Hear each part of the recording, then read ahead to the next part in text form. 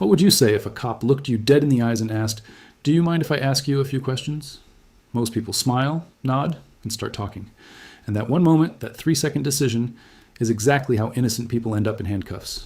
Here's the reality. The question sounds friendly. It is not friendly. It is a trained technique designed to get you to voluntarily give up rights that took 230 years to build. Hit that subscribe button right now, because what I'm about to show you could be the difference between driving home tonight or spending it in a jail cell. Cops go through hundreds of hours of training to get you talking. This video gives you the 4 words that stop that whole process cold. Here's what you're going to learn today. The exact 4 words that legally shut down any police questioning on the spot. The reason those words work better than anything else you could possibly say. The 3 biggest mistakes almost every driver makes in the first 60 seconds of a traffic stop. And a real walkthrough of a traffic stop, showing you the wrong way and the right way side by side. I've analyzed over 200 body cam videos to put this together. What I'm going to show you is 100% legal. It's backed by Supreme Court rulings. And it works whether you're guilty of something or you're completely innocent. Because here's the thing, these rights exist for everyone. That's the whole point of having them. Let's talk about why this situation is so dangerous in the first place. A routine traffic stop is one of the most legally vulnerable moments of your entire life. Think about that. You're sitting in a small space. There's an officer with a gun and a badge standing next to your window. You feel pressure. You feel nervous. And your brain is telling you that the fastest way out of this situation is to be cooperative, to be friendly, to just answer the questions and get it over with. Most people have no idea that this instinct is exactly what the officer is counting on. Here's the reality. Police officers are legally allowed to lie to you during a stop. They can tell you they have a witness who saw something. They can tell you they already found evidence. They can tell you your friend already talked. None of that has to be true. They can say all of it, and it is completely legal. On top of that, anything you say, even something that sounds totally innocent, can be twisted, taken out of context, and used against you later. A sentence like, "I haven't been drinking that much," sounds like honesty. In a courtroom, it sounds like a confession. The moment you open your mouth without knowing exactly what to say, you are playing their game on their terms, and you will almost always lose. So let's fix that right now. Tactic 1. Invoking your Fifth Amendment right to silence. And the exact words are these. You look at the officer calmly and you say, "I'm exercising my right to remain silent." That's it. Say those 8 words. Nothing more. Let me show you exactly why those 8 words are so powerful. The Fifth Amendment to the United States Constitution says you cannot be forced to be a witness against yourself. That means you have an absolute legal right to say nothing, not just in a courtroom, right there on the side of the road. The problem is, most people think that right only kicks in after an arrest. It does not. It applies the moment any law enforcement officer starts asking you questions. Defense attorneys use this exact line in court because invoking your right clearly and out loud creates a legal record. If an officer keeps pressing you with questions after you've said those words, anything you say after that point becomes much harder to use against you. Bad way. An officer asks, "Where are you coming from tonight?" Most drivers say something like, "Oh, just from my buddy's place. We were just hanging out. I haven't had that much to drink. Maybe just a couple beers." Then the officer has probable cause. The stop just turned into a DUI investigation. You did that. You handed it to them. Good way. Smart drivers look at the officer and say, "I'm exercising my right to remain silent." The officer may not like it. They may push back. They may say, "I'm just trying to help you out here." But legally, the questioning has to stop. You stay calm, you stay quiet, you stay free. This comes straight from Supreme Court rulings, specifically Salinas versus Texas in 2013, which reinforced that you need to actually invoke your right to silence out loud. Staying quiet without saying those words can actually be used against you, so you have to say them. Have you ever been pressured to answer questions during a traffic stop? Drop a comment below and tell me what happened, because I read every single one. Now let's go to tactic 2, refusing consent to search. And the exact words are these. "Officer, I do not consent to any searches." Say it just like that, word for word. Memorize that sentence. Here's the trick they don't want you knowing. Officers ask for consent to search because without it, they need either a warrant or a very specific legal reason called probable cause. Asking for your permission is the easy way around both of those things. And because most people think saying no makes them look guilty, they say yes. Former police officers have confirmed this works across hundreds of traffic stops. The ask is a shortcut. Your refusal forces them back to the legal standard they're actually supposed to meet. Let me show you exactly how this plays out. An officer finishes writing your ticket and then says, "Hey, before you go, mind if I take a quick look in your car?" That phrase, "quick look," is designed to sound harmless, like it's nothing, like only a person with something to hide would say no. Bad way. Most drivers say, "Sure, go ahead, I've got nothing to hide." The officer spends 20 minutes going through your vehicle. They find something, even something small, even something that isn't yours, even something you forgot was there. Now you have a problem that didn't have to exist. Good way. Smart drivers look at the officer and say, "Officer, I do not consent to any searches." Then they stop talking. The officer may say, "Why not? Do you have something to hide?" You do not answer that. You simply repeat, "I do not consent to any searches." This is 100% legal.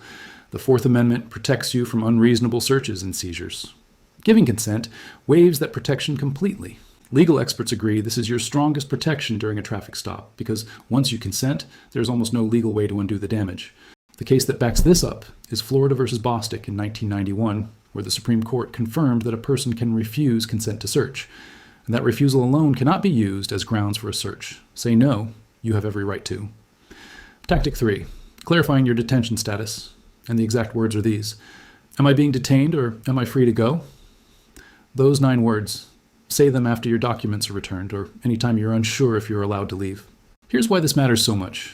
Once an officer has your license, registration, and insurance, and once they've run your information, the legal basis for the stop may be over. But officers sometimes keep you there, asking questions, making conversation, hoping you'll say something useful. That extended detention, the part after the stop is technically finished, can be illegal. The Supreme Court case Rodriguez versus United States in 2015 ruled that officers cannot extend a traffic stop beyond the time needed to complete the purpose of the stop. That means if your stop is over, you have the right to leave, but you need to ask. You look at the officer and you say, "Am I being detained or am I free to go?" If they say you're free to go, you say, "Thank you, officer," and you drive away. If they say you're being detained, you say, "I am exercising my right to remain silent and I do not consent to any searches." Then you wait quietly for the situation to resolve. You do not argue, you do not raise your voice, you document everything you can remember the moment it's over. Bad way. Most drivers just sit there waiting for the officer to dismiss them, answering small talk questions, letting the stop stretch from 5 minutes to 15 minutes, giving the officer more and more time to find a reason to escalate. Good way. Smart drivers know when the stop should legally be over and they ask the question. It's polite, it's calm, and it puts the officer on notice that you know your rights. Watch what happens when you ask this question clearly and calmly. The energy of the entire stop shifts, because now the officer knows they are dealing with someone who is informed. Most people already clicked away from this video. If you're still here, you are in the top 10% of people who actually know how to protect themselves. Drop a comment right now saying "still here," so I know you're watching. And if you've made it this far, you're serious about this. Hit that like button to show me you're still with me. This next part is the most important section of the entire video. Tactic 4. Stating your rights at the moment of a search attempt. If an officer begins searching without consent and without telling you why, here are the exact words. "I'm not consenting to this search and I am not resisting." Say both parts. Every word matters. Listen closely because this is critical. There's a dangerous gap that traps a lot of people. They know their rights, but they physically try to stop the search. Do not do that. Ever.